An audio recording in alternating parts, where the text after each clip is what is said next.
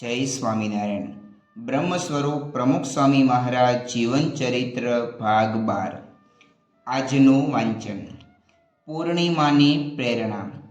તારીખ 12/9ના રોજ આવેલી પૂનમ સ્વામીશ્રીના જીવનની 1111મી પૂનમ હતી. એકડો એટલે અદ્વિતીયતા સૂચવતો આંક અને પૂર્ણિમાનો ચંદ્ર એટલે પૂર્ણતાનું પ્રતીક. તે બંને અદ્વિતીયતા અને પૂર્ણતા તો સ્વામીશ્રીમાં જેમ પુષ્પમાં સુવાસ મળે અને મેઘમાં વીજળી રહે તેમ દ્રષ્ટિ ગોચર થાય.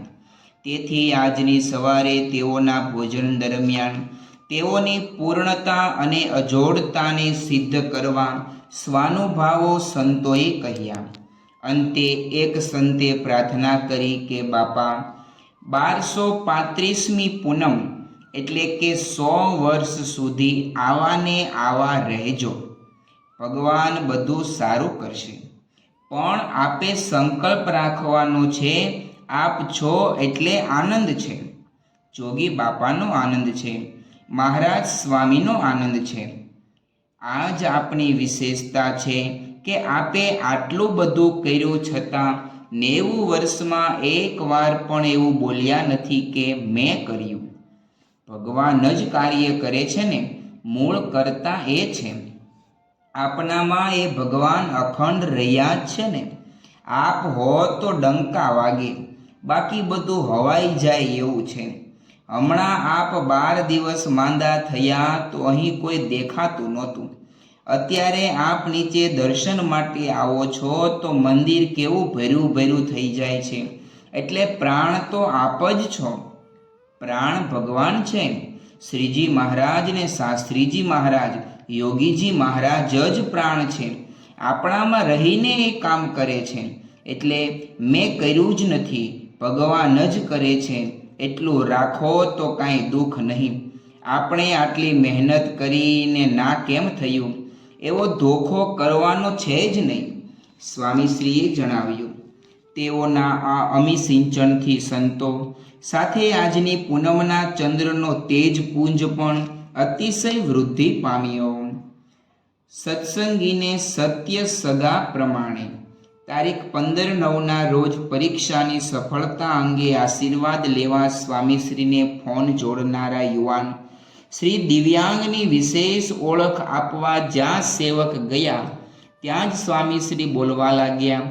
લીમડીના છગનભાઈ ખત્રીના દીકરા રામજીભાઈ, એમના હરિભાઈ, એમના પ્રવીણ ને તેના આ જેની તમે વાત કરો છો તે.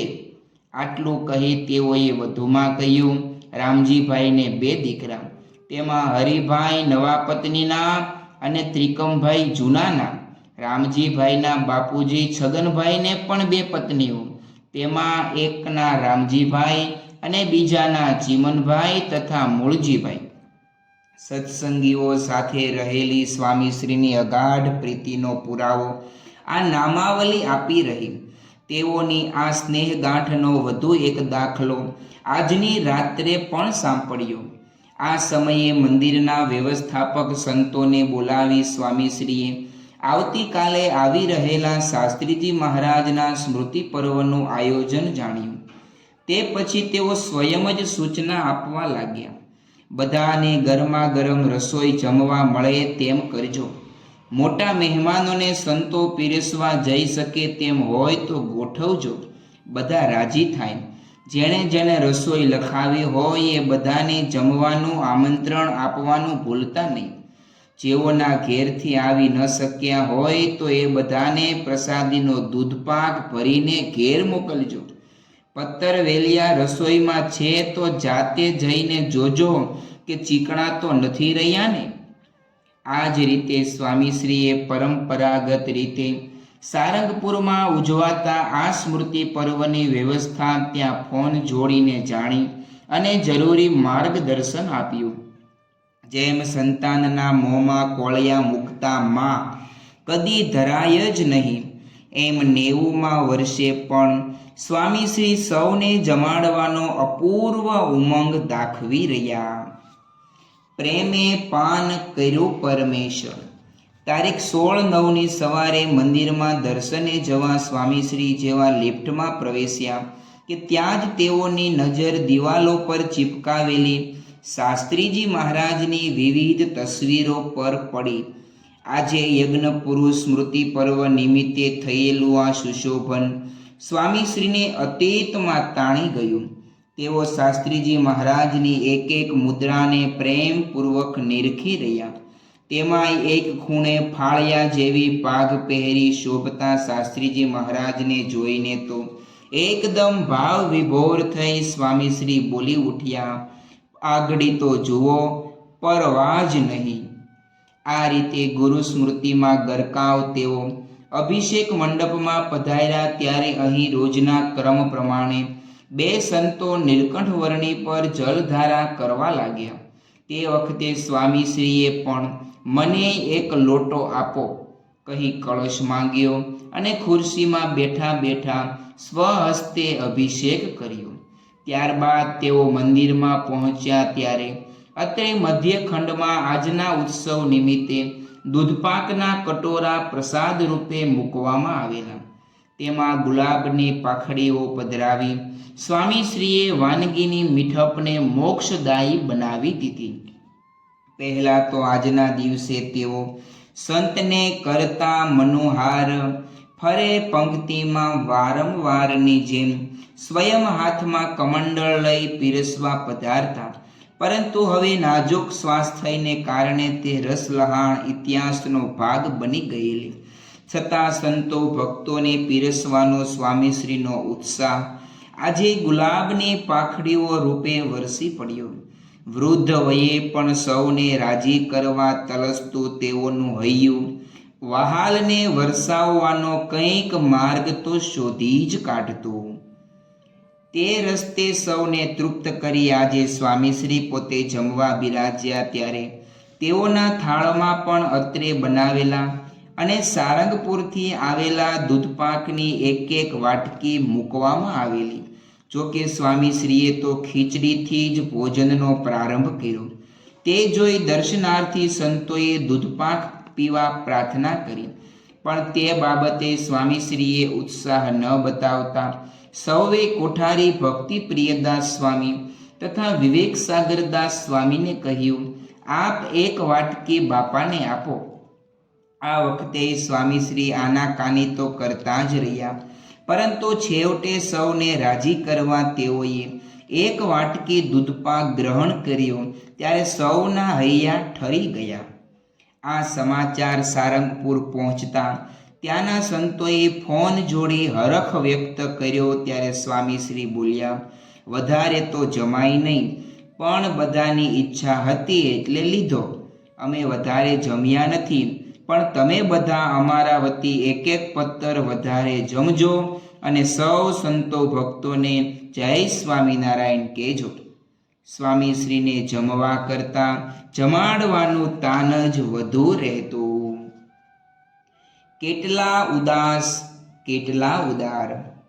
આ અરસામાં સ્વામીશ્રીનું સ્વાસ્થ્ય સંપૂર્ણ સારું થઈ જાય તે માટે સંતો ભક્તો વિવિધ વ્રતાદિક કરતા. આ ક્રમમાં ડીસા ક્ષેત્રના બાળકોએ પણ વિવિધ નિયમો ગ્રહણ કરેલા. તેને ગૂંથતી એક શાલ કાર્યકર શ્રી ચેતનભાઈએ સ્વામીશ્રી પર મોકલેલી. તે તારીખ 18/9ની સવારે બતાવવામાં આવી ત્યારે સ્વામીશ્રી સામેથી જ બોલ્યા, ઓઢાડો અને ફોટાવાળાને બોલાવો, ફોટો પાડી લે. તેઓની આ ચેષ્ટા બાળકોની નિર્દોષ ભક્તિના પુરસ્કાર રૂપ બની રહી. કોઈ પણ ખૂણે થતી સાચી ભક્તિનો શિરપાવ સ્વામીશ્રી પાસે અવશ્ય મળતો જ. આવા સહૃદયી તેઓ આજની રાત્રે ભોજન લઈ રહેલા ત્યારે એક અગ્રણીના ભાષણની વાત નીકળી. તેઓ કોક પ્રવચનમાં એમ બોલેલા કે અક્ષરધામ પર હુમલો થયો છતાં ગુજરાતની પ્રજાએ કોઈ હિંસક પ્રતિભાવ ન આપ્યો. આમ કહેતા તે આગેવાને ગુજરાતમાં જળવાયેલી શાંતિનો યશ પોતાના નામે અંકે કરવાનો પ્રયત્ન કરેલો. તે સંદર્ભમાં એક તબીબે સ્વામીશ્રીને કહ્યું, અક્ષરધામ પર હુમલા પછી ગુજરાતમાં શાંતિ અકબંધ રહી એ તો આપની અપીલને કારણે શક્ય બનેલું, અને આ મહાનુભાવ તો બારોબાર જશ લઈ લે છે. ભલે ને લેવા દો ને, આપણે શો વાંધો છે? સ્વામીશ્રી બોલ્યા. તેઓ જશ લેવા બાબતે કેટલા ઉદાસ હતા અને જશ વહેંચવા બાબતે કેટલા ઉદાર હતા. ધીરજતા કહી નથી જાતી રે. તારીખ 21/9 રોજ સંતો સાથે યોજેલી એક બેઠકના સંદર્ભમાં સેવકોએ સ્વામીશ્રીને કહ્યું, બાપા, મીટિંગ માટે આપ કાં તો વ્હીલચેરમાં બેસો, કાં તો સૂતા સૂતા વિમર્શ કરો, જેથી આપને કેડમાં દુખાવો ન થાય. આ વિનંતીને વેગ આપતા નારાયણ મુનિદાસ સ્વામીએ પણ જણાવ્યું, સ્વામી, બેસીને મીટિંગ કરવા કરતાં આડા પડો એ સારું. મુનિ, જિંદગીમાં કદી કોઈને આડા પડ્યા જ નથી. શબ્દનો શ્લેષ કરતા સ્વામીશ્રી બોલ્યા. તેઓના આ વિધાનનો તો વિરોધીઓને પણ પૂરો અને પાકો અનુભવ. સ્વામીશ્રીની આવી અધકેરી જીવનશૈલી સંબંધી વાતોનો રેલો તારીખ 25/9 રાત્રે પણ રેલાયો. તેમાં તણાતા સંતોએ કહ્યું, બાપા, આપે એકે એક ક્ષેત્રમાં માણસો તૈયાર કરી દીધા. યોગીજી મહારાજનો સંકલ્પ હતો એટલે સમય થતાં સૌ આવી ગયા. વળી ભણેલા, ગણેલા અને સમજુ આવ્યા. બધા સારું કામ કરે છે. પરંતુ ઘણીવાર તો સંસ્થામાં ચિત્ર વિચિત્ર માણસોએ આવી જાય. એવા લોકોને પણ આપ ધીરજથી નભાવો. ધીરજથી જ કામ ચાલે છે. બધાનું સહન કરવું પડે. કોઈ જોડે વેર ઝેર નહીં. ધીરજ રાખીએ તો છેવટે સારું થાય. બહારનો ભીડો તો વેઠાય, પણ અંદરનો ભીડો વેઠવો એ આપની બહુ મોટી વાત છે.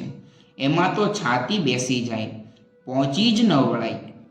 જોગી બાપાની દયા છે એટલે ચાલે છે બધું. બહુ વિરોધ થાય તો આપણે એમ વિચાર ન આવે કે આનો આમ કરી નાખીએ ને તેમ કરી નાખીએ. વિરોધમાં તો મહારાજના વખતમાં ક્યાં નથી થયો. શાસ્ત્રીજી મહારાજ અને યોગીજી મહારાજના વખતમાંય વિરોધ થયો હતો ને. પણ ભગવાનને કરતા હરતા માનીએ એટલે કોઈ ચિંતા થાય જ નહીં. બધું મહારાજની ઈચ્છા. સ્વામીશ્રીએ જણાવ્યું. તેઓની આજની વાતોમાં વહેલું અમૃત તેઓના સહનશીલ સ્વરૂપનો સ્વાદ ચખાડી ગયું. ધર્મના ધારક અને ઉદ્ધારક.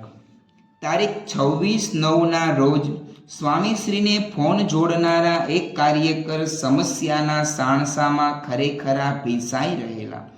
તેઓની જ્ઞાતિના અગ્રણીઓ પશુ હિંસા પેટે પ્રતિવર્ષ આ કાર્યકર્તા પાસે રકમ ઉઘરાવવા આવે.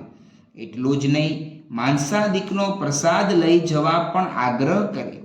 પરંતુ આ માંગણીને અત્યાર સુધી તાબે ન થયેલા સત્સંગીને દબાવવા હવે જ્ઞાતિજનોએ તેઓને નાત બહાર મૂકવાનું શસ્ત્ર ઉગામેલું. તેનો પ્રહાર ઘણી તકલીફો લાવી શકે તેમ હતો. આ અંગે જ્યારે પેલા કાર્યકરે માંડીને વાત કરી ત્યારે સ્વામીશ્રી બોલ્યા, ભગવાન અને સંત આપણા સગા વહાલા છે. સત્સંગી બધા આપણી નાત છે. આપણે બકરા વધેરવાની બાબતમાં નાતને પૈસા આપવાની જરૂર નથી. દ્રઢતા રાખજો, ભગવાન સારું કરશે. ધર્મ પાલન બાબતે સ્વામીશ્રી મુશ્કેલીઓ સામે મહાત થવાનું નહીં, પણ મુશ્કેલીઓ સામે માથા ભરાવવાનું શીખવતા. તેઓ ભગવાન પર ભરોસો દ્રઢાવી ભયને ભગાડવાની પ્રેરણા આપતા. તેઓએ પોતાની આવી સુરતા સભર શૈલીથી કળયુગમાં પણ લાખો ધર્મિષ્ઠ અનુયાયીઓ તૈયાર કર્યા હતા. શ્રી સ્વામિનારાયણ ભગવાનની જય. આગળનું વાંચન આપણે આવતીકાલે કરીશું. ત્યાં સુધી સર્વે હરિભક્તોને ભાવથી જય શ્રી સ્વામિનારાયણ.